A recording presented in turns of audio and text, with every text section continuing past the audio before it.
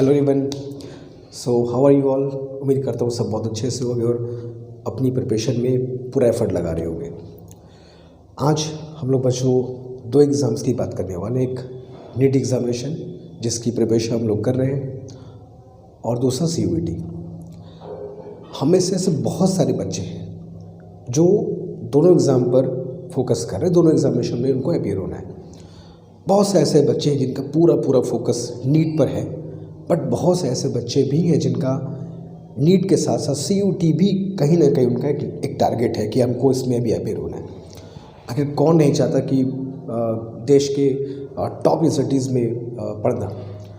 तो बहुत सारे बच्चे नीट के साथ साथ CUET पर भी फोकस कर रहे हैं और मुझको ऐसी बातें पता चलती है, लोग बच्चे मुझको अप्रोच करते हैं इस चीज़ को लेकर के कि सर हमें दोनों एग्ज़ामिनेशन देने हैं। ठीक है, उसको बैकअप के तौर पे, स्टैंड बाई के तो वॉट एवर जो भी हो, लेकिन हमें दोनों एग्ज़ामिनेशन में अपीयर होना है। तो अभी हमारा क्या तरीका होना चाहिए पढ़ने का। सर नीट की प्रिपरेशन हम लोग कर रहे हैं साथ साथ, क्या CUET में हमें कुछ और करने की ज़रूरत है, हम कैसे टाइम मैनेज करें, नीट के अलग हमें समय निकालना होगा, क्या CUET के लिए हमें अलग समय निकालना होगा, ये दोनों एग्ज़ामिनेशन की प्रिपरेशन को कैसे मैनेज किया जाए। तो इसको लेकर थोड़ा सा कन्फ्यूज़न भी है, क्योंकि CUET कंपैरेटिवली एक नया पैटर्न, नया एग्ज़ामिनेशन है जिसके बारे में बहुत बच्चों को क्लियर चीज़ें नहीं पता है। तो इन चीज़ पर थोड़ा बात करके पहले क्लियर कर दिया जाए कि CUET का प्रिपरेशन कैसे करना है और क्या सिलेबस है, हमें नीट के साथ साथ हो जाएगा, फिर कुछ और करना पड़ेगा, और हम लोग कब से और कैसे उसको शुरुआत करेंगे वाले। सुनो, सबसे पहली बात, जिनका एकदम क्लियर कट टारगेट है कि हमें नीट एग्ज़ामिनेशन ही मेरा फ़िलहाल फोकस है, उनको सिर्फ और सिर्फ 11th-12th की फ़िज़िक्स पर अच्छे से ध्यान दें और कुछ नहीं करना, कुछ भी नहीं सोचना है। लेकिन अगर नीट के साथ साथ CUET भी टारगेट है तो थोड़ा सा उन बच्चों के लिए वीडियो बहुत इंपॉर्टेंट है। ठीक है, तो बात को समझना है, ध्यान से उसको एनालिसिस करना है और फिर एग्जीक्यूट करना है। सबसे पहले हम लोग CUET के 3 चीज़ की बात करेंगे: सिलेबस, एग्ज़ामिनेशन पैटर्न और क्वेश्चन के लेवल, डिफ़िकल्टी लेवल क्या होते हैं। यही 3 चीज़ जो हमें पता होनी चाहिए किसी भी एग्ज़ामिनेशन के लिए कि भाई सिलेबस क्या है, पैटर्न क्या है और क्वेश्चंस के लेवल कैसे होंगे, डिफ़िकल्टी लेवल कितनी होगी, अकॉर्डिंगली हम लोग प्रिपेयर कर सकें। तो सबसे पहले अगर हम लोग सिलेबस की बात करें, we are talking about obviously CUET, तो क्लास 12th फिज़िक्स ओनली, हम लोग फिज़िक्स की बात कर रहे हैं। ऐसा नहीं कि समझना कि सिर्फ CUET में फ़िज़िक्स ही आएगा, हम लोग सिर्फ फिज़िक्स फ़िलहाल पढ़ रहे हैं तो फिज़िक्स की बात कर रहे हैं। क्लास 12th फिज़िक्स सिर्फ आएगा, 11th की फ़िज़िक्स CUET में इंक्लूडेड नहीं है। ठीक है, एकदम क्लियर कट है। ठीक, तो पहले बात तो क्लियर हो गई कि सिलेबस हमारा सिर्फ क्लास 12th की फ़िज़िक्स है। अब अगर हम लोग एग्ज़ामिनेशन पैटर्न की बात करें तो एग्ज़ामिनेशन पैटर्न अगर मैं तुमको बताऊं तो almost same as that of NEET, almost same है, ऑलमोस्ट सेम। जैसे फॉर एग्जांपल 40 तुम्हें करने होंगे क्वेश्चंस आउट ऑफ 50 और वो भी इन 45 मिनट्स। ठीक, तो 50 में से 40 क्वेश्चन करने, नीट में भी 50 में से 45 में करने होते हैं। टाइम भी अप्रॉक्सीमेटली तुम चेक करोगे तुमको अप्रॉक्सीमेटली सेम मिलेगा।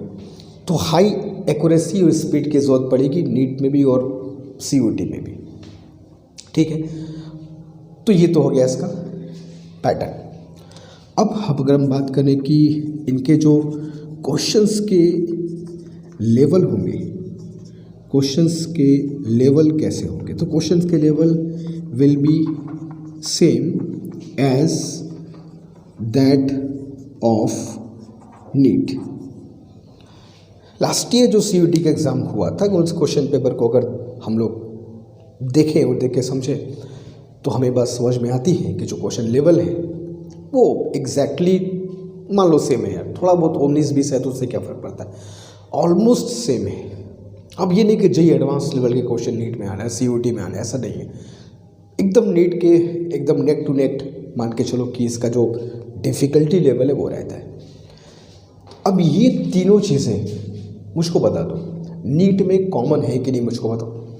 क्लास 12 फिजिक्स आपको पूरी पढ़नी है। स्पीड एक्यूरेसी दुनिया के हर एग्ज़ाम में चाहिए, क्या नीट हो क्या सीयूईटी हो, तेज करना है एक्यूरेसी के साथ, वो तो हो गई हर जगह।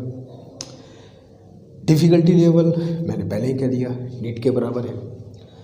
तो जिन बच्चों को ये डाउट था कि हमें सर नीट की प्रिपरेशन के साथ साथ क्या सीयूटी अलग से करना होगा, तो उनको पैनिक होने की बिल्कुल भी ज़रूरत नहीं है। इस बात का सीधा आसान सा नो, अ बिग नो। अगर आप नीट की प्रिपरेशन सही तरीके से कर रहे हैं तो सीयूटी के लिए कुछ अलग नहीं पढ़ना है। क्लास 12 की फिज़िक्स बहुत बढ़िया से प्रिपेयर्ड है, दैट्स इट। वही सीयूटी का पैटर्न है, वही सीयूटी के एग्जामिनेशन में क्वेश्चन आने वाले हैं।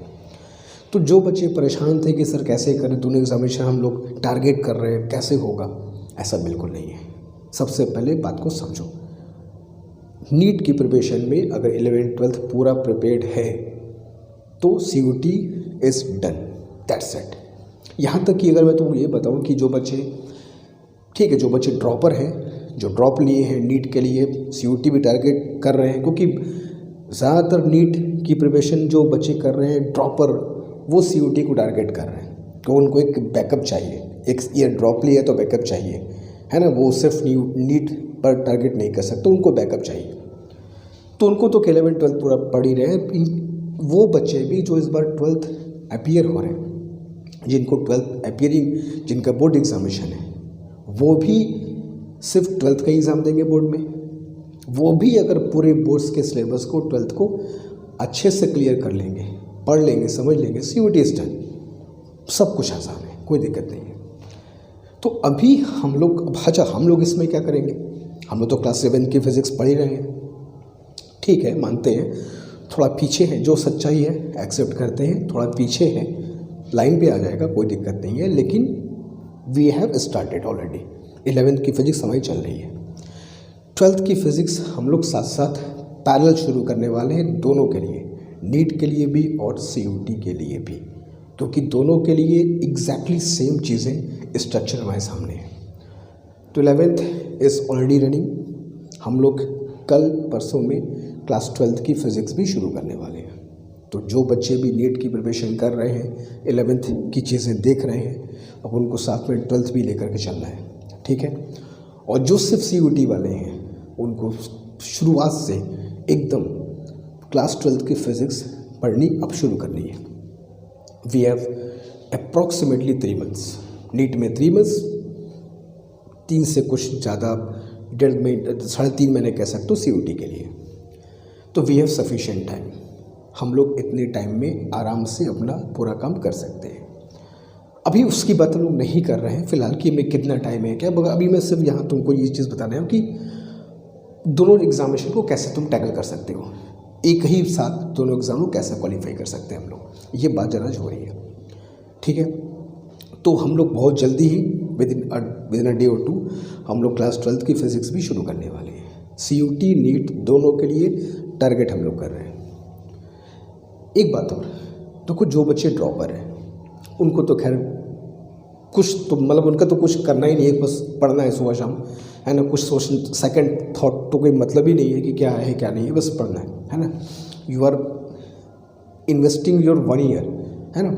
तो फिर दिस नो सेकंड थॉट कि सर क्या हो सकता है। अगर तुम ये सोच रहे हो क्या हो सकता है तो तुम पीछे हो अभी, ठीक है। This no second thought if you are dropper, पूरा जीजा लगाना है। जो बच्चे अपीयरिंग है 12th में, वो भी बच्चे अगर चाहें तो साथ साथ सीयूटी के लिए प्रिपेयर कर सकते हैं। क्यों? क्योंकि हम लोग जो पढ़ने वाले हैं वो पूरा क्लास 12th की सिलेबस है। क्लास 12th का सिलेबस आपके बोर्ड एग्जामिनेशन में भी आने वाला है।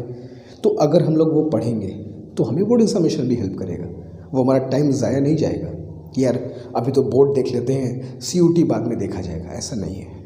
आप सीयूटी के साथ उस की प्रिपरेशन भी साथ कर सकते हैं। लिटरली अगर तुम बोर्ड के लिए प्रिपेयर कर रहे हो तो you are preparing for CUT as well, ठीक है। अगर सिंपल सी बात है, टेक्निकल बात किया जाए तो वो बच्चे भी साथ साथ चलें, सिलेबस देखें, लेक्चर्स देखें, डाउट्स क्लियर करें, क्वेश्चंस प्रैक्टिस करें, क्योंकि बोर्ड एग्जामिनेशन ख़त्म हुआ फिर सामने सीयूटी हमारे रहेगा, ठीक है, फाइन। तो अब हम लोग तुरंत ही क्लास शुरू करने वाले क्लास 12th की, और टाइम सफिशिएंट हमारे पास है। पैनिक बटन दबाने की ज़रूरत फ़िलहाल नहीं है, ठीक है। बाकी लोगों को जो कहना है वो कहते रहें, टाइम हमारा सफिशिएंट है, हम लोग आराम से दोनों एग्जामिनेशन को टैकल कर सकते हैं। पहली बात ये। दूसरी बात कि 3 चीज़ का ध्यान रखना बस विद इन ये आने वाले लगभग 3 महीनों में हमें 3 चीज़ का ध्यान रखना है कि हम इन दोनों एग्जामिनेशन पर कैसे कंट्रोल कर सकते हैं, इसके सिलेबस को कैसे कंट्रोल कर सकते हैं। 3 चीज़ का बस ध्यान रखना कि इस दौरान हमें 3 चीज़ का ध्यान रखना है। हार्ड वर्क तो करनी है, प्लस डेडिकेशन के साथ काम करना है, प्लस कंसिस्टेंसी की बहुत ज़रूरत होगी तुमको, ठीक है। तो ये 3 चीज़ अगर हम साथ लेके चलते हैं अगले 3 महीनों में तो नीट भी क्वालिफाई होगा, CUT भी क्वालिफाई होगा, दोनों ऑप्शंस होंगे तुम्हारे पास, आराम से कहीं भी जा सकते हो। बट थोड़ी सी मेहनत करनी है, होप लूज़ नहीं करना है, खुद पर विश्वास करोगे तो फिर आगे ही बढ़ोगे। पैनिक करोगे, कॉन्फिडेंस लूज़ होगा, सेल्फ हार्म होगा, वो नहीं करना है। पॉजिटिव रहो, 3 मंथ्स बहुत होते हैं, ठीक है। किसी भी एग्जामिनेशन को टैकल करने के लिए 3 months are more than sufficient, ठीक है। तो ये पर्पस था मेरा इस वीडियो में उन सारे बच्चों को इन्फॉर्म करने का कि CUT is going to get started, come and join the class. बाकी जो भी डाउट्स है, जो भी प्रॉब्लम्स है, मिल के करेंगे ना यार, क्या दिक्कत है, ठीक है। तो ठीक है, फिर आज के इस वीडियो में यही सारी बातें हमें करनी थी कि CUT नीट दोनों की चीज़ें एक साथ मैनेजेबल हैं, कोई दिक्कत नहीं है, कोई कन्फ्यूज़न फ़िलहाल नहीं है। अगर नीट के 11th-12th की प्रिपरेशन बहुत अच्छे से है, CUT will take care of itself, एकदम उसके लिए पैनिक नहीं करना है। तो बहुत जल्दी हम लोग दोनों चीज़ों के लिए क्लास 12 फिजिक्स शुरू करने वाले हैं। बाकी कोई डाउट हो, कोई प्रॉब्लम हो, कमेंट बॉक्स में ज़रूर बताना, विल प्लान अकॉर्डिंगली, ठीक है।